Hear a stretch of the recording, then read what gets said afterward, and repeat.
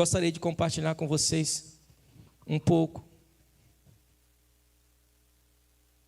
daquilo que o Senhor tem ministrado ao meu coração nesses últimos dias, que tem sido muito bom. Parece óleo fresco do altar, irmão, é maravilhoso demais. Esse Deus nos surpreende a cada dia, amém? Por mais que a gente ache que a gente conhece o Senhor, mais Ele se revela. A palavra dele fala que Ele dá inteligência aos inteligentes. Às vezes eu ficava perguntando, por que, Senhor? Por que o Senhor dá sabedoria àqueles que são sábios? Por que o Senhor não dá sabedoria àqueles que não têm sabedoria? Você nunca perguntou, nunca se perguntou? A promessa de Deus é, Ele dá sabedoria a quem tem sabedoria. Em outras versões diz, Ele dá inteligência a quem tem inteligência. Por exemplo, Senhor, seria mais lógico o Senhor dar inteligência a quem não tem inteligência. Ou dar sabedoria a quem não tem sabedoria. É que, queridos, a perspectiva dos céus é diferente. Quem tem sabedoria, busca sabedoria. Entendeu? Ele só dá a quem busca. Pede, busca e bate. Quem é sábio, pede, busca e bate. Aqui, em Lucas capítulo 9, verso 55, nos fala o seguinte: Jesus voltou-se, repreendeu-os e disse: vós não sabeis de que espírito sois. Levando em consideração que provavelmente na sua versão, este espírito aí está de letra minúscula, ok? Então Jesus, ele repreende os discípulos, ele está aqui conversando com os discípulos, está numa caminhada com os discípulos, e ele repreende especificamente dois dos discípulos, João e Tiago. Ele fala assim, ó: vós não sabeis de que espírito sois. É sobre isso que eu quero conversar um pouco com você nessa noite. Você que está aqui, você que está nos assistindo em casa ou que vai nos acompanhar depois, que essa palavra que o Senhor ministre ao teu espírito, a tua alma e o teu corpo.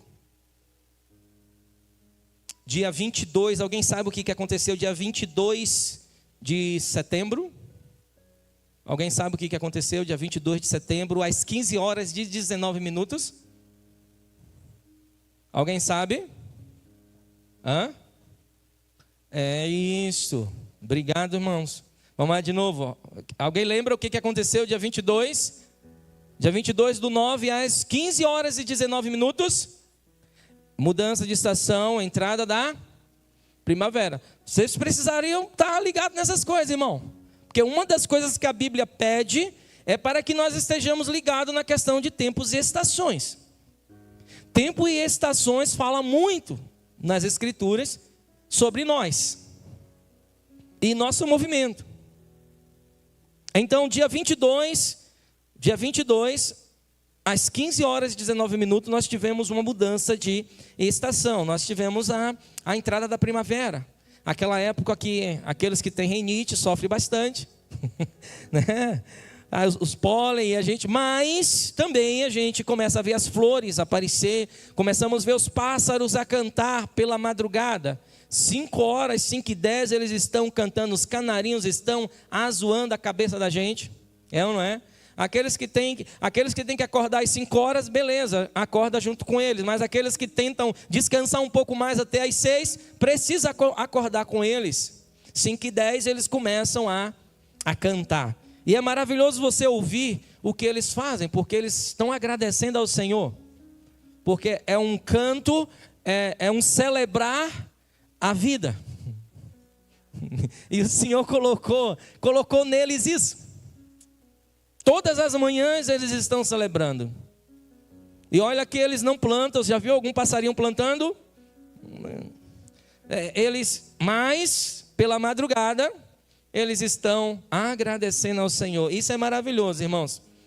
Isso é extraordinário. Nova estação, um novo tempo, um novo ciclo.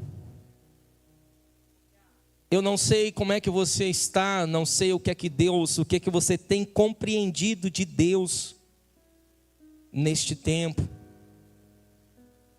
Eu não sei se você tem sentido, percebido, entendido, ouvido, visto.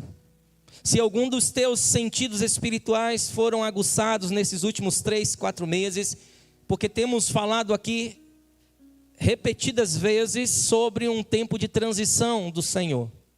Quem lembra dessa palavra aqui, tempo de transição? Quem lembra? Temos falado aqui constantemente sobre tempo de transição. Nas terças-feiras e nos domingos, quase todas as mensagens têm nos preparado para um tempo de transição. O que é isso? É a entrada de uma nova estação, de um novo tempo. Um novo tempo de quê, pastor? É para todos ou para alguns? Para aqueles que estão perceptíveis. Ou simplesmente você vai fazer como o que eu quero trazer aqui nessa noite, a sua atenção. Você vai fazer como os discípulos fizeram. Caminharam em um novo tempo com os pensamentos ou com o protocolo do ciclo anterior.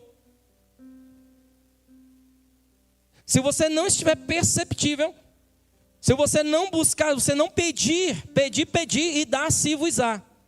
Se você não pedir ao Senhor, é capaz que você vai entrar, você vai ser contaminado com a síndrome de Samuel. Você sabe qual é a síndrome de Samuel? Também já falamos aqui algumas vezes sobre isso. A síndrome de Samuel é querer viver o novo de Deus com o entendimento velho.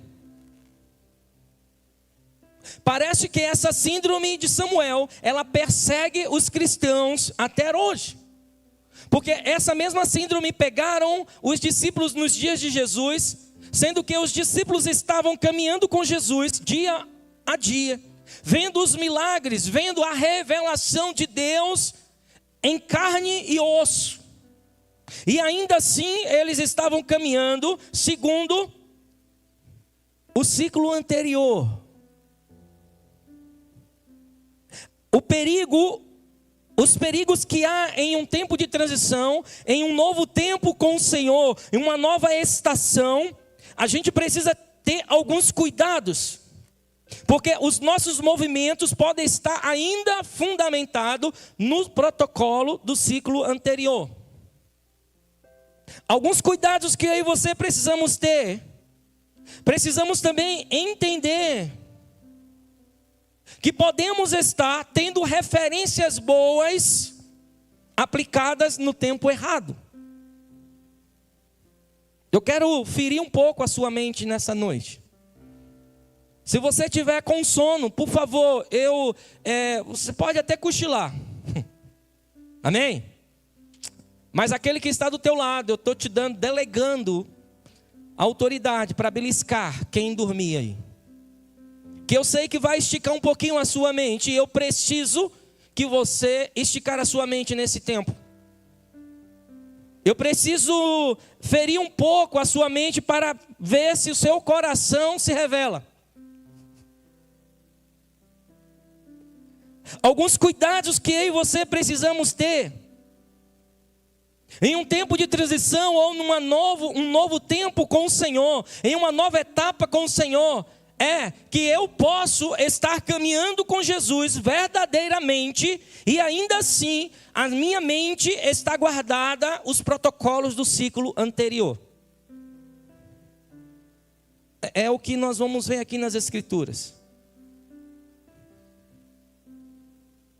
Eu vou repetir isso, você pode estar andando com Jesus e repetindo os ciclos anteriores. A forma de você pensar, a forma de você agir, as palavras que você vai liberar, os pensamentos que você tem, ainda faz parte do ciclo anterior. Eu quero saber de você quem acessa o seu coração.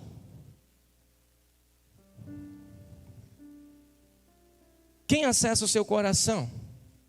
Porque é sobre isso que Jesus vai estar repreendendo os discípulos, falando sobre de que espírito vocês sois. É sobre quem está ministrando o teu coração. Quem direciona seus pensamentos? Quem direciona as suas ações? É em cima de quem direciona o teu coração que o resultado da nova estação será revelado. Se entrarmos num novo tempo com o Senhor, amém? Quem está aqui que entende que está vivendo um novo tempo no Senhor, levanta a mão. Quem está aqui? Isso, amém. Se você não entende, tranquilo também. Nós vamos orar nessa noite e você vai compreender que você vai acessar este lugar.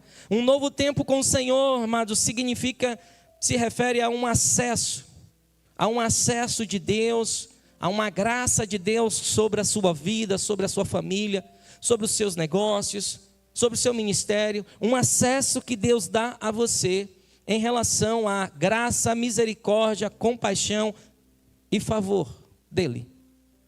Para que você desfrute, semeie. Olha só, para que você desfrute, semeie, construa, edifique algo para a eternidade. Isso significa um novo tempo. Seria a mesma coisa que o Senhor te dá em um novo tempo, em um novo ciclo. Ele te dá uma terra arada. Quem já foi da colônia aqui sabe o que é isso. Uma terra pronta para você plantar. Ou uma folha em branco para você escrever. Para você sair dos seus rascunhos e começar a escrever projetos específicos para esse novo tempo. É deixar para trás as coisas que para trás ficam.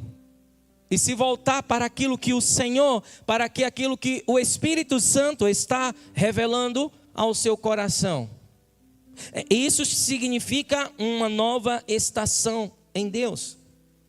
Agora, quando Jesus chega e fala isso para os discípulos, nós precisamos compreender por que ele diz isso e qual é o contexto que ele chama a atenção dos discípulos. Jesus fala para os seus discípulos, para aqueles que ele tinha chamado para caminhar junto com ele. Jesus fala para eles que eles não sabiam de que espírito eles eram.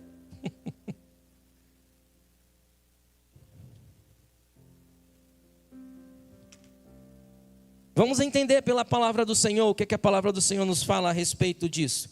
Por que Jesus repreendeu os discípulos nessa questão? Por que Jesus chama a atenção dos seus discípulos? No verso 51, por favor, aí em sua Bíblia, a Bíblia fala o seguinte: completando-se os dias para a sua ascensão, Jesus manifestou o firme propósito de ir para Jerusalém. Completando os seus dias, completando o tempo, em outras palavras, completando o tempo determinado pelos céus, Jesus manifestou um firmeza de propósito em uma direção. Uma nova estação sempre vai exigir de nós firmeza, propósito e direção. Uma nova estação não cabe a nós o lugar de confusão, ideias vastas. Em uma nova estação, em um novo tempo que o Senhor nos dá acesso, é necessário entendermos que há o tempo que o Senhor disponibiliza para esse novo ciclo, esse novo tempo. Ele estabelece também nessa nova estação um tempo, time, que parece que nós ficamos repetindo a mesma coisa a vida inteira. Estamos lidando com os mesmos pecados, os mesmos desejos, as mesmas vontades, os mesmos apetites, os mesmos pensamentos. Estamos lidando constantemente, entra primavera, sai primavera, e estamos lidando com os mesmos protocolos dos ciclos anteriores. Para um tempo específico de Deus na minha vida e na sua vida, você precisa trazer à existência firmeza, propósito e direção. Você precisa aprender a ter firmeza naquilo que o Senhor disse para você, naquilo que as Escrituras falam sobre você. Fundamento. Eu não consigo compreender como um crente, como um cristão, como um filho de Deus pode sobreviver sem leitura da palavra, sem comunhão com o Espírito Santo.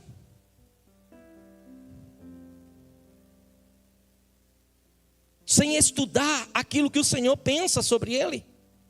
Firmeza. Jesus, ele apresenta firmeza. Ele olha para o tempo, é o tempo. Este é o tempo que o meu Pai determinou para mim. Firmeza, propósito e direção. Ele sabia o que é que ele tinha que fazer, o que é que ele ia ter que fazer, o que é que ele ia ter que se apresentar. Em seguida ele fala: é necessário que eu me entregue lá em Jerusalém, eu vou ser morto. E direção, ele sabia para onde ele que tinha que ir, qual era o lugar, geograficamente, Jerusalém. Ele não estava procurando qual é a cidade, qual é o lugar, qual é a localização geográfica que eu preciso estar. Ele não estava procurando um espaço na terra para fazer parte. Ele não estava procurando, de repente é lá, é aqui, é acolá. Não. Ele tinha uma direção. Firmeza, propósito e direção. Em uma nova estação com o Senhor, em um novo ciclo que o Senhor abre, que nos dá acesso, você precisa compreender. Você vai precisar de fundamento. Você vai precisar compreender para o que o Senhor te chamou. E não adianta você ficar inventando arte. E você vai precisar compreender que há uma localização, uma geografia. É isso que você vê quando a Bíblia te apresenta Jesus consciente, firme. Firmeza. Características de uma pessoa que sabe que mudou de estação.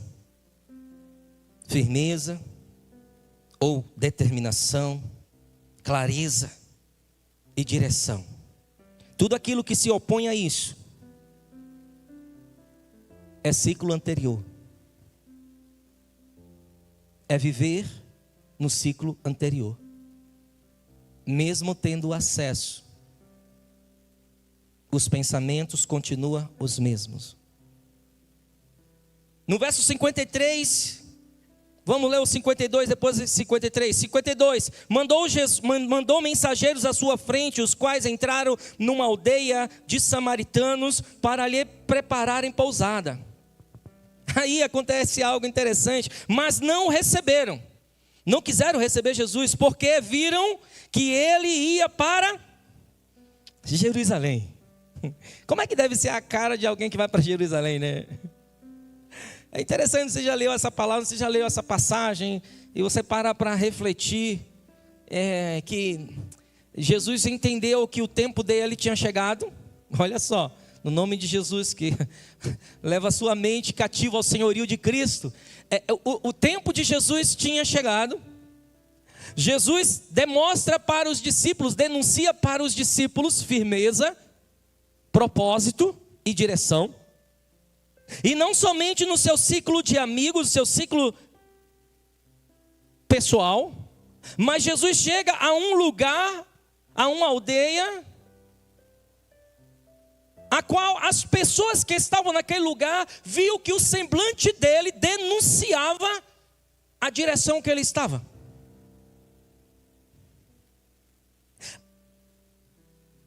Irmãos, quando nós estamos caminhando em confusão, não precisa ser crente para saber que tu está em confusão.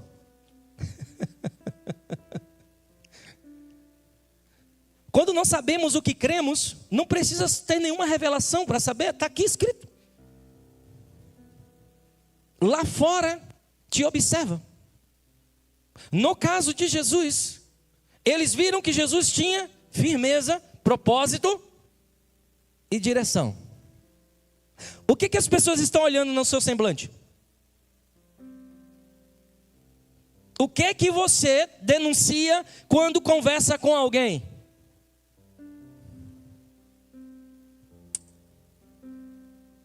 Será que ao olhar para você, podemos enxergar que você está indo para Jerusalém? Que você está indo para os céus? E como é que é a cara da pessoa que vai para os céus? Como é que é o semblante? A cara é muito falta de respeito, né? Como dizia minha mãe, quem tem cara é cavalo. Como é o semblante de uma pessoa que vai para os céus, irmãos? Como é que deve ser? Quem pode me dizer como é que é o semblante de uma pessoa que vai para os céus? Como é que é, Jô? Com os dentes... com os dentes na mão, assim, sorrindo, sorridente. Como é que é, irmãos? Vamos lá. Como é que é a face, o semblante de uma pessoa que vai para os céus? Como? Feliz. Como mais, irmão? Alegre. Firme. Propósito claro. Direção. Como é o semblante de uma pessoa que vai passar a eternidade com o eterno? Sorriso no rosto? Gratidão? Respeito? É isso mesmo, irmão. Agora, se você se olhar no espelho, você vai conseguir enxergar uma pessoa que está indo para Jerusalém? A última vez que você se olhou no espelho, provavelmente foi se ajeitando para vir para cá. Alguns já me disseram que nem banho tomaram hoje. Já se denunciaram aí. Hoje, se você, quem conseguiu se ver no espelho hoje, levanta a mão. Quem conseguiu se ver no espelho hoje? Aquela face que estava ali no espelho denunciava uma direção para a eternidade. Você estava alegre, feliz, grato ao Senhor, porque você tem uma direção. Você estava feliz com o Senhor, porque você tem um propósito. Você sabe para o que o Senhor te chamou. A minha pergunta para você: o semblante de Jesus denunciava o seu propósito? A gente acha que o propósito de Deus é nos fazer igual a anjo. Porque não sei se você já viu anjos. As minhas experiências com anjos, graças a Deus, foi necessário. Mas, diferente de alguns irmãos que contam testemunho, normalmente eles não estavam sorrindo comigo. Respeito aqueles que encontrou algum que estava sorrindo, não tem problema nenhum. Mas, dentro daquilo que eu experienciei, quase todas as vezes, quando eles se apresentam, normalmente são firmes e sisudos. E parece que o crente, ele acha que fechar o rosto, fechar a cara, colocar, na minha terra chama de cara de mamão macho. Colocar uma cara de santidade. A cara de santidade é cara fechada, sobrancelha fechada, com raiva. Raiva de quê? Qual é o semblante que nos denuncia que nós estaremos na eternidade? Que estamos tendo uma direção do Senhor, que estamos caminhando em uma direção. Acredito que nós precisamos pensar sobre isso. Aquela aldeia samaritana, eles não quiseram aceitar Jesus. Parece que Jesus não estava sorrindo. Eles estavam firmes, ele estava firme, sabia o propósito dele, ele tinha uma direção, ele queria ir para Jerusalém.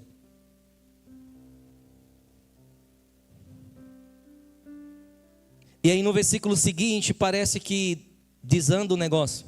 Parece que Jesus perde o controle ali, no verso 54. Nós estamos falando sobre um novo tempo, uma nova estação do Senhor sobre as nossas vidas. E para que essa nova estação nós venhamos a acessar, nós venhamos a viver ela plenamente, você precisa compreender que você precisa buscar firmeza, propósito e direção. No verso 54 diz que parece que a coisa vai desandar. Porque dois discípulos amados de Jesus, Tiago e João, dão uma ótima ideia para Jesus. Eu acho que muitos de nós aqui do Ministério de Intercessão, Ministério de Libertação, Ministério disso, Ministério daquilo, a gente copia às vezes essa ideia genial. Porque como é que você vai aceitar um lugar, uma cidade não receber o meu mestre, o meu Senhor, aquele que cura, aquele que salva, aquele que batiza, aquele que transforma, aquele que deu vista aos cegos, aquele que levantou o paralítico? Como é que uma cidadezinha medíocre não vai aceitar ele? Como é que aquele cara, aquele meu colega do trabalho, ele não quer Jesus? Ele todo estrupicado, todo miserável, falando mal de Jesus, Jesus que veio amá-lo, Jesus que veio oferecer amor para ele, e ele está, não, vou orar para Deus, eu vou orar para Deus agir, para Deus vir com justiça. Como é que a minha vizinha, como é que o meu vizinho, como é que meu vizinho fala isso de mim? Não pode. Eu tenho meu joelho no chão e o meu Deus vai lá. Eu imagino os discípulos dando essa ideia a Jesus. Dando a ideia de Jesus, olha a fenomenal ideia que os discípulos dão a Jesus. Os discípulos Tiago e João, vendo isso, perguntaram: Senhor, queres que mandemos que desça fogo do céu e os destrua assim? Como? Assim como Elias. Ô irmão, ô meu irmão, minha irmã, no nome de Jesus, quando nós acessamos uma nova estação, quando nós recebemos do Senhor uma nova terra, quando nós recebemos do Senhor uma nova oportunidade para reescrever o nosso presente e futuro. Você não vai reescrever passado de jeito nenhum, que o passado já ficou para trás. Quando nós recebemos isto do Senhor, irmão, olha só, você pode até ter jurisdição, você pode ter até uma boa referência, e ainda assim você está completamente errado do coração, diferente do coração de Deus. Tiago e João, no seu chamado, a Bíblia fala que Jesus chamou eles de Boanerges, filhos do trovão. Eles tinham algo sobre eles. O Senhor chamou eles de filhos do trovão. Quer dizer, eram os caras que faziam um negócio, que puxava a frente. Eram os caras que oravam, que fazia acontecer, irmão. Eram os caras que entendiam que tinham unção. Eram os Boanerges.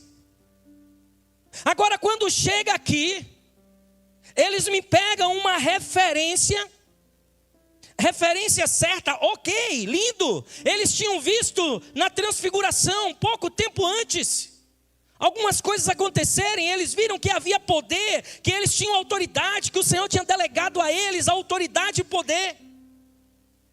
Eles sabiam, eles estavam crendo, eles tinham fé dentro deles, irmãos, para manifestar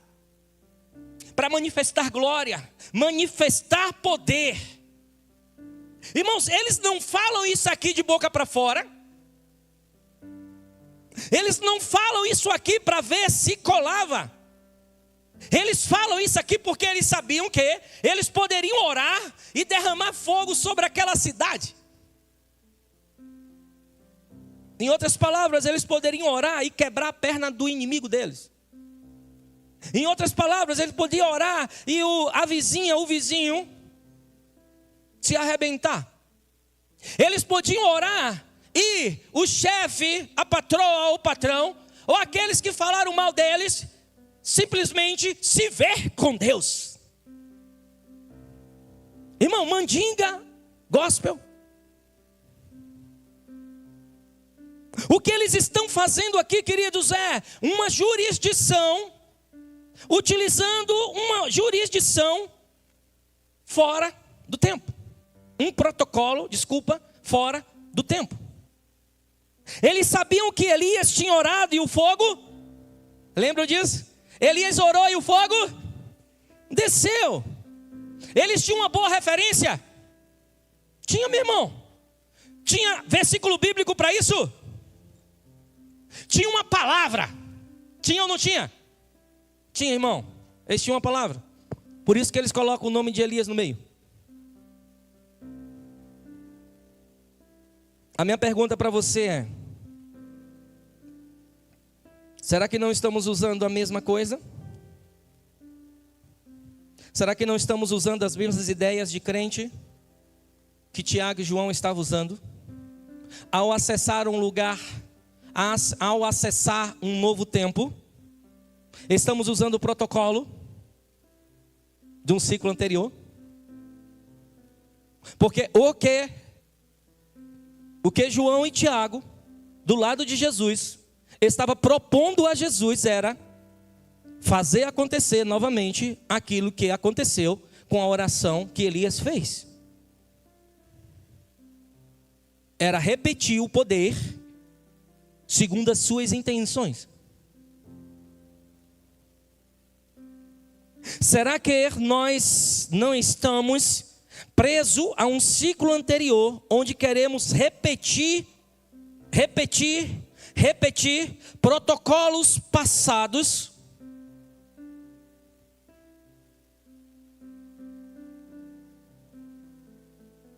Mesmo andando com Jesus, irmãos, mesmo andando com Jesus, eles estavam aprisionados em uma programação. Eles estavam aprisionados em um protocolo. Eles estavam aprisionados a memórias afetivas de referências que eram corretas. Em nenhum momento Jesus disse que Elias tinha sido o problema. Não é sobre o que era para Elias. A questão aqui não é sobre se Elias estava certo ou Elias estava errado, se Moisés estava certo ou Moisés estava errado. A questão aqui é um novo com Deus, é uma nova estação. Então eu preciso ouvir a quem está regendo a nova estação, o novo tempo. Eu preciso ouvir quem é que é Senhor nesse novo tempo. O que eles estavam fazendo? O que Tiago e João estavam fazendo? Utilizando um protocolo afetivo, utilizando simplesmente uma mensagem ou uma palavra, uma referência, uma experiência afetiva que sim, estava correto, estava na Bíblia, estava fundamentada, porém fora do tempo.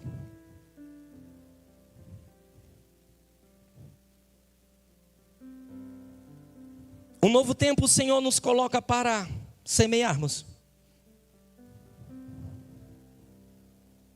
Uma nova estação o Senhor nos coloca para desfrutarmos, reescrever. E lembremos de Isaías 55, verso 8 e 9. Se os irmãos conseguirem colocar aí para mim. Isaías capítulo 55, verso 8 e 9. Lembremos do que esse novo tempo, esse novo de Deus, esse acesso que o Senhor nos dá, Ele nos exige. O que é que o Senhor nos fala? Se você puder. Consegue? Isso. Isaías 55. Isaías capítulo 55, verso 8 e 9. 5:5. Vamos aguardar um pouquinho aqui. Isso. Porque o que a Bíblia fala?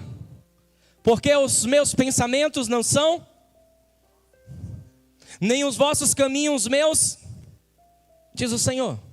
Um novo tempo, uma nova estação, nos exige a compreender, nos exige observar o que ele diz. Porque assim como os céus são mais altos do que a terra, assim são os meus caminhos mais altos do que os vossos caminhos, e os meus pensamentos mais altos do que os vossos pensamentos. Uma nova estação, um novo tempo, uma nova oportunidade de Deus, um acesso que o Senhor nos dá, nos exige a voltar para os pensamentos de Deus e não para os meus pensamentos.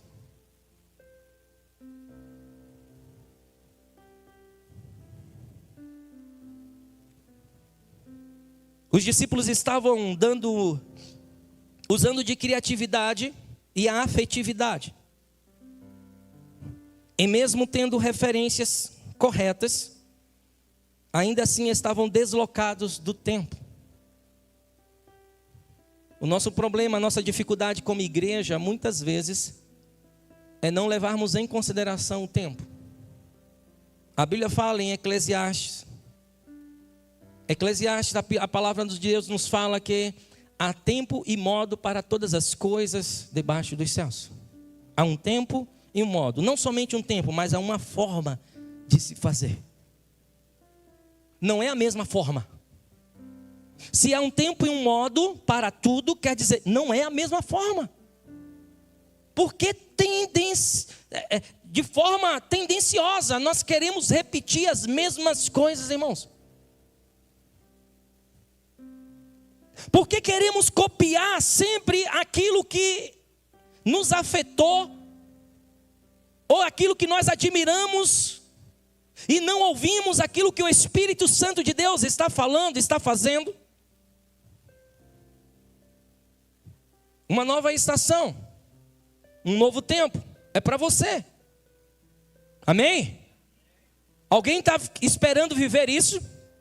Você está esperando viver esse novo tempo? Levanta a mão. Se você está esperando viver um novo tempo no Senhor. Agora, vamos lá. De repente vocês podem estar na cabeça aí, pastor, mas por que as coisas não mudam na minha vida? Às vezes nos aconselhamentos a gente ouve assim a última gota, né? O último desespero da pessoa é: pastor, eu já orei, eu já fiz isso, eu já dei meu dízimo, dei minha oferta, eu fiz isso. Parece até que, né? Paga-se a Deus para que Deus se mude. Mas pastor, eu fiz isso, eu fiz aquilo e não mudou a minha vida, não muda isso, não muda aquilo. E em seguida, pouco tempo depois, a pessoa entra em desistência. A pergunta que eu faço sempre é: qual é a programação de fé que você está carregando? Qual é o protocolo que você está carregando? As coisas não mudam na sua vida. Pode ser que é algo que você tenha orado há 2 anos, 3, 4, 5 anos, há 10 anos, e você tem lutado, tem buscado no Senhor, e as coisas não têm se resolvido, porque simplesmente você quer viver um novo com um pensamento ainda antigo. E quando eu falo de pensamentos antigos, eu quero falar para você, pensamentos bíblicos que você pegou como sendo verdade no tempo, onde que estava ali como instrução.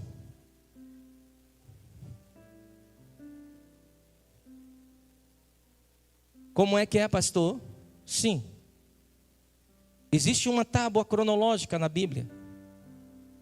Existe um tempo e um modo do Senhor para mim e para você. Muitas coisas não mudam na sua vida porque você simplesmente tem copiado Moisés, copiado Elias, copiado Abraão, Jacó. Você tem até estudado sobre esses homens. E ok? Você tem até copiado algumas formas que esses homens caminharam no Senhor. Amém? Glória a Deus por isso. Só que você não se permitiu, ou você não se permite mudar a sua programação, o seu protocolo de fé. Romanos capítulo 12, verso 2 diz: não vos conformeis com este mundo, mas transformai-vos pela renovação do vosso entendimento, para que você experimente qual seja a boa, agradável e perfeita vontade de Deus. Uma nova estação exige de mim mudanças nos meus paradigmas, exige de mim rever os meus pontos de fé. Se aquilo que eu chamo de fé, de repente seja simplesmente protocolos, regras que eu colhi nas minhas experiências afetivas, ou simplesmente eu copiei de alguém, eu copiei de alguma referência boa, mas me impede de viver o novo com Deus. Eu sei que para muitos de nós isto parece inatingível. Mas o Senhor, Ele entregou a vida dele na cruz do Calvário para que você acessasse no tempo a vontade do Pai. Esse é o porquê Ele se entregou, para que você acessasse Ele no tempo, para que você não precisasse de Moisés, para que você não precisasse de Elias, para que você não precisasse.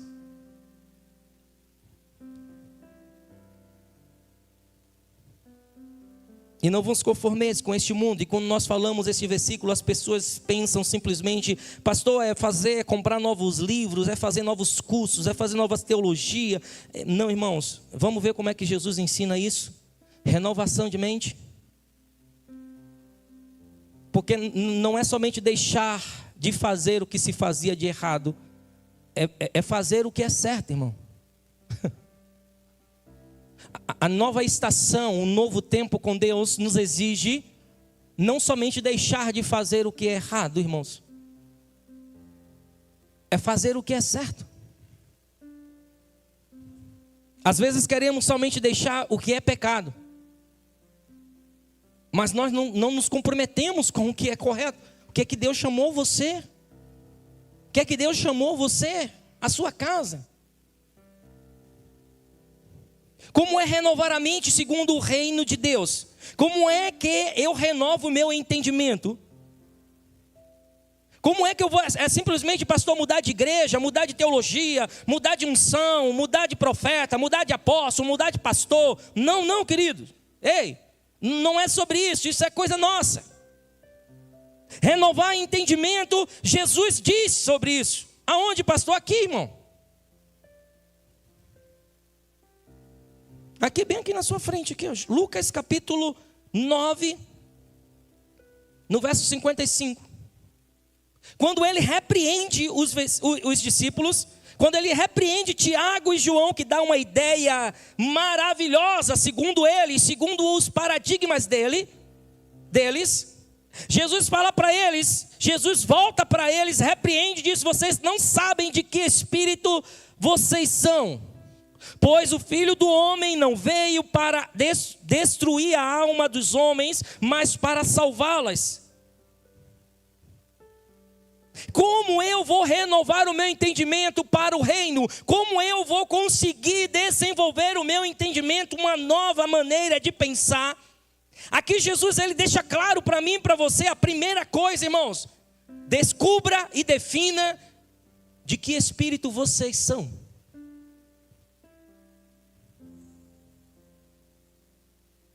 Primeira coisa. Porque é sobre isso que Jesus está chamando a atenção dos discípulos.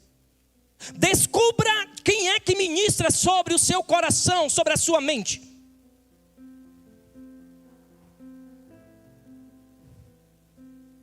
Defina quem é Senhor sobre você. Primeira coisa. De qual espírito você pertence? A quem você decidiu colocar a sua vida. Se é espírito de homens que ministra sobre você, se você caminha segundo direção de humana, a cada dia, a cada momento, alguém vai te apresentar alguma coisa, vai te faltar firmeza. E todo final de semana alguém vai falar alguma coisa para você, que Deus disse alguma coisa, vai te faltar propósito. E a depender da feijoada, a depender do que você comeu, vão te dizer que Deus disse alguma coisa, vai te faltar direção. Defina, descubra de qual espírito vocês pertencem. Isso chama-se renovação de entendimento. Que no momento que eu descubro e defino qual é o espírito que ministra sobre mim, eu não vou aceitar sugestões, eu não vou aceitar ideias, planos de outros, que não seja do meu Senhor.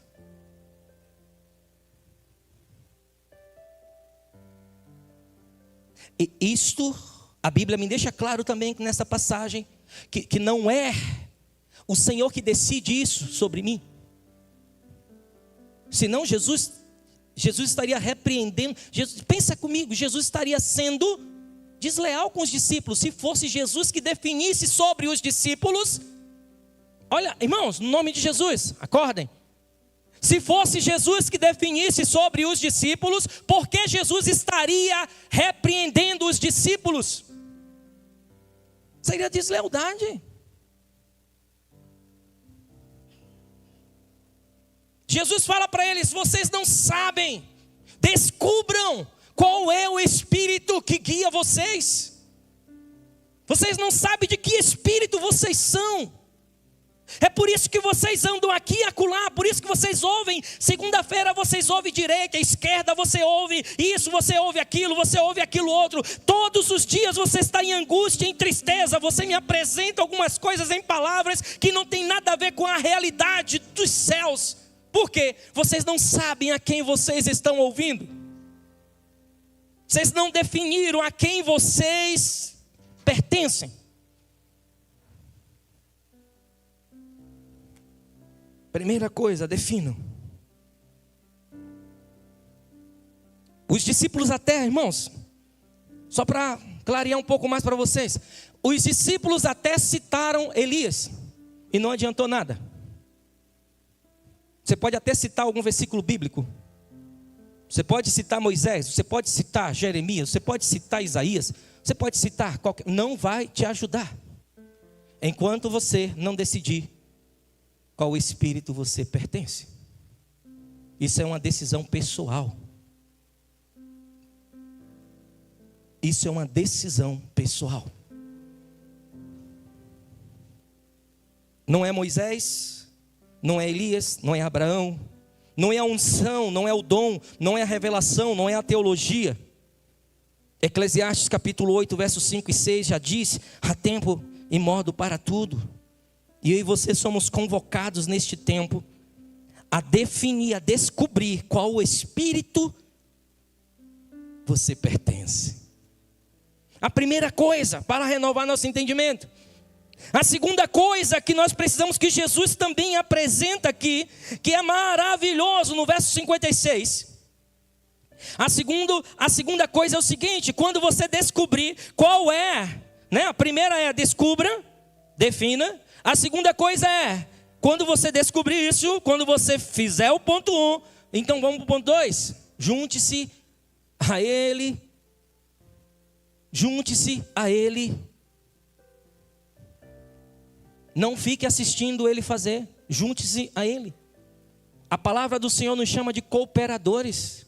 Junte-se a Ele. No verso 56 dessa passagem, após Jesus terem repreendido os discípulos, Jesus fala para os discípulos qual era o espírito que Jesus estava submisso. Qual era a intenção do coração de Jesus? Onde Jesus estava encaixado, onde Jesus estava se movimentando, qual era o nível que Jesus estava se movimentando? Jesus diz: pois o Filho do Homem não veio para destruir as almas dos homens, mas para salvá-la.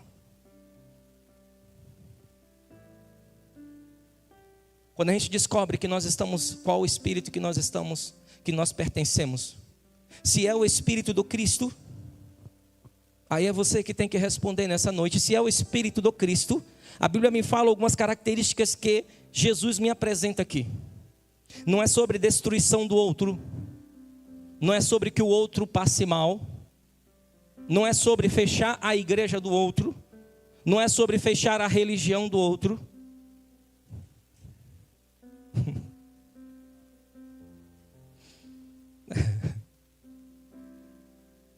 Se é o Espírito do Cristo que você pertence, se é o Espírito do Eterno que você pertence, a Bíblia me fala aqui que, João capítulo 14, Jesus promete que esse Espírito Consolador nos ensinaria todas as coisas, e ele também fala que este Consolador, ele nos ensinaria todas as coisas. E Jesus fala que o Pai, que ele veio, o Filho do Homem veio, e se ele veio, tendo ele vindo, tendo entregado a sua vida, ele liberou o seu Espírito sobre nós.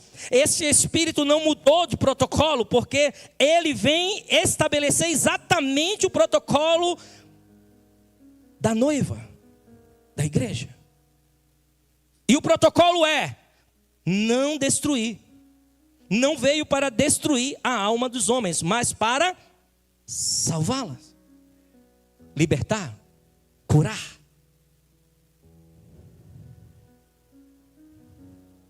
Os teus inimigos, o Senhor, Ele não quer matar os teus inimigos. O Senhor, Ele deseja salvá-los. Aqueles que te fizeram mal, o Senhor deseja curá-los. Aqueles que te traíram, o Senhor deseja perdoá-los. Aqueles que te enganaram, o Senhor deseja salvá-lo. Qual o espírito que você pertence? E esse mesmo espírito, ele nos ensina sobre a justiça de Deus. E a justiça de Deus, diferente do que muitos de nós imaginamos, não é Deus derramando fogo e destruindo o pecador. Porque se assim fosse, eu e você já teríamos sido fulminados. Ei, igreja, no nome de Jesus. Se a justiça de Deus fosse fulminar o pecador, eu e você já teríamos sido fulminados. A justiça de Deus apresentada para a humanidade. A justiça de Deus, grava isso. A justiça de Deus apresentada para a humanidade foi o sacrifício do próprio Filho dele na cruz do Calvário. Para dar ao pecador, ao traidor, ao mentiroso, ao prostituto, à prostituta, ao adúltero, à adúltera, ao ladrão. Sabe o que é que Jesus fez? Sabe o que é que Deus fez? Entregou como justiça o Filho dele. Sabe para quê? Para nos fazer, para nos reconectar ao Pai. Sabe qual é a justiça de Deus para nós? Chama-se reconciliação. Qual o espírito que você pertence? Porque se você tem orado qualquer coisa diferente disso, e só para finalizar, 2 Coríntios capítulo 5, por favor, meninos, me ajuda aí, 2 Coríntios capítulo 5, verso 17 ao 20, para finalizarmos. A justiça de Deus não é fogo. A justiça de Deus não é doença, não é enfermidade sobre as pessoas. A justiça de Deus é reconciliação. É um ministério que é um mistério. Se você não tem orado por reconciliação, se o seu coração não se volta para a reconciliação, você precisa descobrir de qual espírito você pertence. Porque o Espírito do Cristo trabalha para reconciliar. Eu vou repetir para você.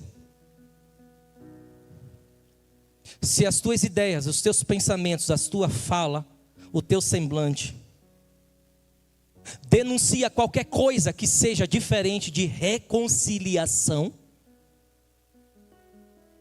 você precisa definir, descobrir de qual espírito você pertence. Porque o Espírito do Cristo, ele vai manifestar reconciliação.